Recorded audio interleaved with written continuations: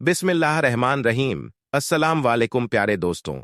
आज की इस वीडियो में हम एक वफादार शौहर और बीवी का किस्सा बयान करने जा रहे हैं, जो कि बेहद दिलचस्प और फरहत बख्श है। दोपहर का वक्त था, गर्मी बहुत तेज थी। खलीफा मुआविया बिन अबी सुफियान दमिश्क में अपने महल में बैठे हुए थे। महल के दरी से सामने साफ दिखाई दे रहा था, दूर दूर तक खुला मैदान था। अचानक खलीफा की नजर एक शख्स पर पड़ी, जो नंगे पांव कयामत की उस गर्मी में महल की तरफ बढ़ रहा था। खलीफा ने हाजरी को मुखातिब करके कहा कि जिस शख्स को इस गर्मी में भी इस तरह सफर करने की मजबूरी है, उससे ज्यादा बदनसीब और कौन हो सकता है। हाजरी में से एक शख्स ने अर्ज की कि अमीरुल मोमिनीन, मुमकिन है कि कोई हाजत उसे आपके पास खींच लाई हो। खलीफा ने कहा कि अल्लाह कसम, अगर यह शख्स मेरे पास कोई हाजत लेकर आया है तो मैं इसकी हाजत जरूर पूरी करूंगा। फिर एक खादिम को हुक्म दिया कि वह दरवाजे पर खड़ा रहे, और अगर यह शख्स मुझसे मुलाकात करना चाहे तो उसे मेरे पास आने से ना रोका जाए।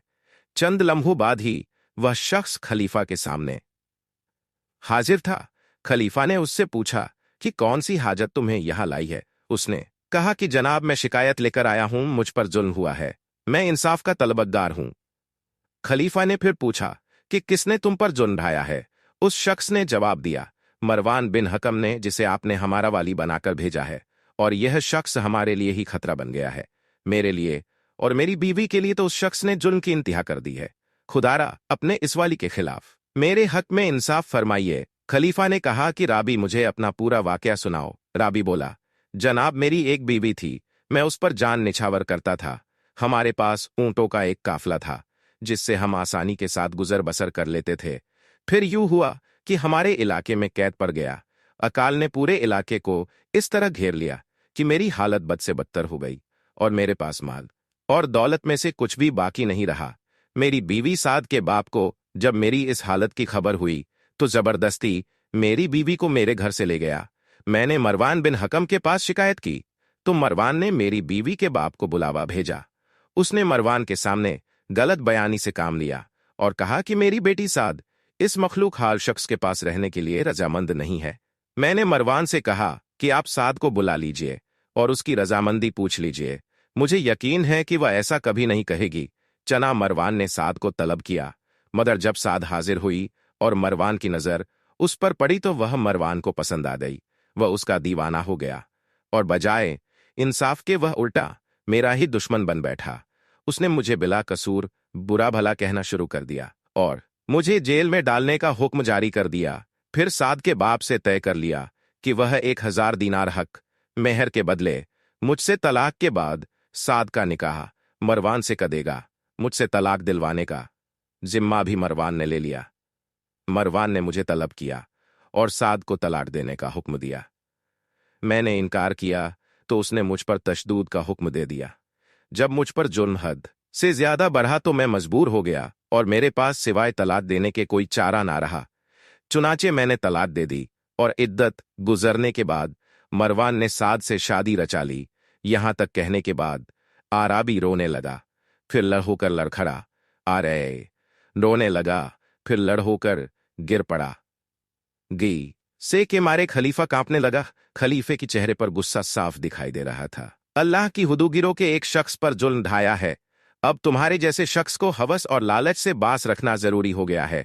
तुम फौरन साद को तलाक देकर नसर बिन जी बयान के साथ उसे हमारे पास रवाना कर दो। मरवान को जब यह हुक्म मिला तो हुक्म मानने के बगैर उसके पास कोई चारा ना रहा। चुनाचे उसने फौरन साद को तलाक दे दी और नसर बिन जिबिया के साथ उसे दमिश्क रवाना कर दिया। साथ ही शेरों की जुबानी एक खत इरसाल किया, जिसमें लिखा हुआ था कि अमीरुल मोमिनीन, मेरे बारे में जल्दी ना कीजिए। मैं अपने फेल पर शर्मिंदा हूं और माजर खवा हूं, मगर आप जब उसे देखेंगे तो आपको मालूम होगा कि इंसान की तमाम आरजू एक जिस्म में मुजस्सम है। आपके पास सूरज के जैसी एक हसीन औरत आ रही है। होगी ना किसी जिन ने। खलीफा ने खत पढ़ा तो मुस्कुराए और हुक्म दिया कि साद को हाजिर किया जाए। साद दरबार में हुई। जब खलीफा की नजर उस पर पड़ी तो वाकई खलीफा ने महसूस किया कि वह हुसन जमाल में अपना कोई सानी नहीं रखती। फिर जब खलीफा ने उससे बात की तो मजीद हैरान हुए। फसाह बलावत और जहान में भी उसका कोई जवाब नहीं था। फिर आखिर में उन्होंने मियाँ और बीवी के दरमियान की मोहब्बत को परखना चाहा और अराबी को मुखातिब करके कहा कि तुझे उसके बगैर क्यों सुकून नहीं आता। मैं इसके अवस तुझे चांद जैसी हसीनो जमील 3 कनीज दूंगा और हर कनीज के साथ 1,000 दीनार का अतिया भी मिलेगा, और फिर तुझे बैतुल माल से इतना कुछ अता करूंगा जो तेरे लिए काफी होगा। आराबी ने जब यह सुना तो चीखा, मरवान बिन हकम के जुल्म के खिलाफ मैंने आपसे इंसाफ मांगा था, अब मैं आपके जुल्म के खिलाफ इंसाफ किससे मांगू। खलीफा मुस्कुराया और बोले कि तुझे इकरार है कि तूने साद को तलाक दे दी थी। मरवान भी उसे तलाक देने का इकरार है। अब साद को इख्तियार देते हैं कि वो जिसे चाहे अपने लिए इख्तियार कर ले। फिर साद की तरफ देखकर उससे कहने लगे, साद, अब तुम बोलो, तुम किसे इख्तियार करना चाहती हो और तुम्हें कौन ज्यादा पसंद है। 3 शख्स के दरमियान तुम्हें फैसला करना है। उनमें से एक अमीरुल मोमिनीन अपने महल और इज्जत और शोहरत के साथ, दूसरा है मरवान बिन हकम अपने जुल्म और हवस के साथ, और तीसरा है अराबी अपनी गरीब और बदहाली के साथ। साद ने शेरों की जुबान में फौरन जवाब दिया कि अदजरचे यह शख्स मुफलिस और बदहाल है, मगर मेरे नजदीक अपनी सारी कौम और सारे अजीज से ज्यादा ये मुझे अजीज तर है। फिर कहने लगी कि ए अमीरुल मोमिनीन, जमाने के हवाद साथ और वक्त बदल जाने से मैं हार नहीं मानूंगी। मेरा और इस शराबी का साथ बड़ा पुराना है जिसे फरामोश नहीं किया जा सकता, ना ही इस मोहब्बत को खत्म किया जा सकता है।